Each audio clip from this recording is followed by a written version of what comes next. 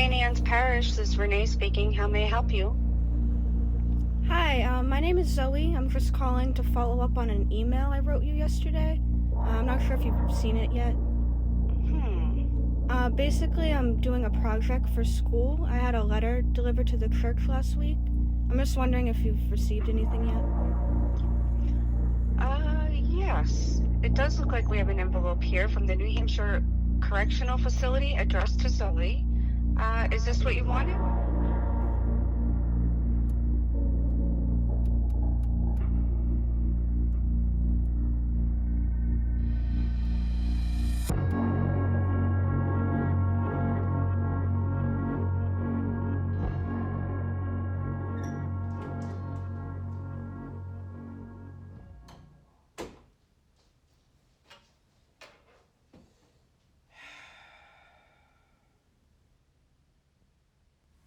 Hi, please state your name and tell me who you are. Hey, my name is Mark, and I don't know, I'm Mark. I played sports all my life. Football, soccer, I like to run. I have 2 younger siblings. I was still living with my parents at the time. At what time? That was 10 years ago. I was about to graduate high school when things started to get a little crazy.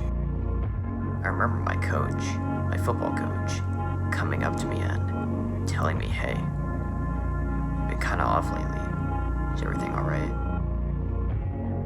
I remember that pissed me off. I stopped going to practice. I was doing drugs. He wasn't wrong. When I stopped going to practice, my parents started to ask, what's going on with you, Mark? I would just tell them, I'm busy with schoolwork. That was a lie. They knew it was a lie. I had shitty grades.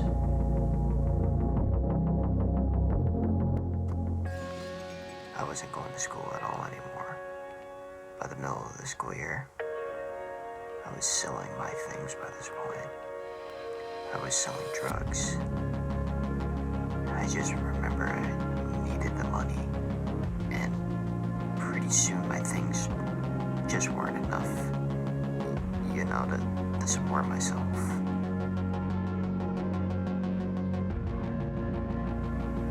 I remember that other people around me had more valuable things than I did. Or more than I had at all anymore. And I needed the money. So, you took it? I took it. I started to break into homes. I figured I just needed it more than they did. Somehow, in my mind, it made sense to me. Because I needed it. When my dad found my drugs, he was so pissed. I hid it out in the fire pit out back, thinking, who's gonna look in here? Well, he went to clean it out apparently, and there's my bag of fentanyl. I was still selling drugs, apart from breaking into homes. He hadn't known of any of this yet. Right now I just had a little problem. I wasn't coming home anymore. I didn't want to see anybody. I didn't want anybody to see me. They all knew, I think. When I had finally got caught robbing some house, I think my parents started to worry. They hadn't known so much. It was right before graduation. My grades were still shit. I was barely showing up, but I was set to graduate.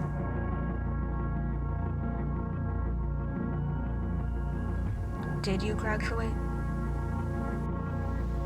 I ended up having my probate hearing on the day of the ceremony. I didn't graduate. A hearing for the robbery, you mean? A hearing inclusive of the robbery. My bail was set at 50 grand cash. I knew that was it. I had gotten a text from my good friend. He was looking for weed. Not a problem, I thought. I drive to his house. Walk in. My girlfriend is there. You know. And I don't say anything. I give her the weed. I leave. I'm pissed. Who wouldn't be, you know? Anyway, I parked down the street. She didn't have a car at the time. And I just wait. And it starts to get dark. I was so pissed. Eventually I see her. My girlfriend is going the other way on her bike.